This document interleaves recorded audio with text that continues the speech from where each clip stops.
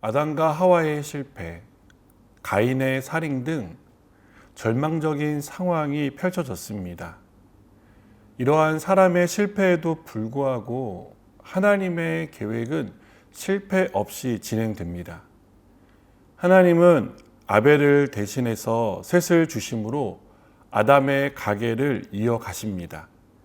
셋은 하나님의 백성, 더 나아가 하나님의 구원을 이어받은 사람입니다.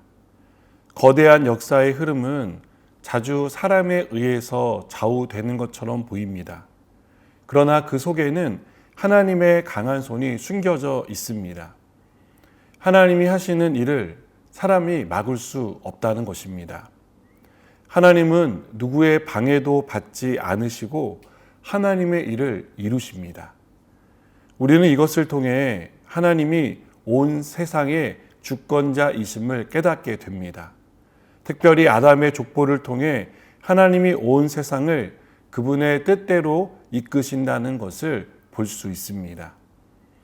우리는 의학의 발전으로 100세를 기대하는 시대를 살고 있습니다. 하지만 아담의 후손들을 살펴보면 그들은 최소 몇백 살에서 최대 900살이 넘는 삶을 살았다는 것을 볼 수 있습니다. 우리는 얼마나 건강하게 오래 사느냐에 관심을 갖고 있지만 성경은 그들의 나이를 언급하며 그보다 더 중요한 것이 있음을 우리에게 가르쳐 줍니다. 특별히 에녹이라는 인물은 다른 사람들에 비해서 365년이라는 굉장히 짧은 생을 살았습니다. 그러나 성경은 에녹의 인생을 가리켜서 하나님과 동행하는 삶이 없다고 평가합니다. 그는 얼마나가 아니라 어떻게 살아야 하는지를 우리에게 보여주고 있는 인물이라고 생각합니다.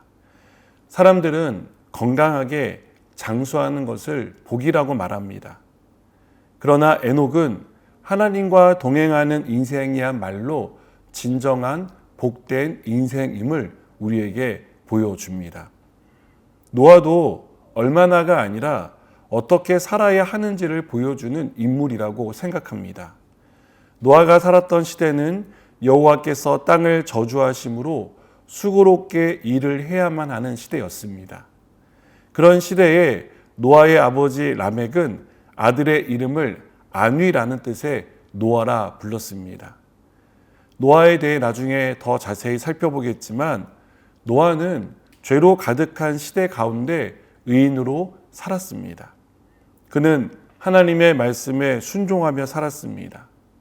얼마나가 아니라 어떻게 살아야 하는지를 우리에게 가르쳐 주고 있습니다.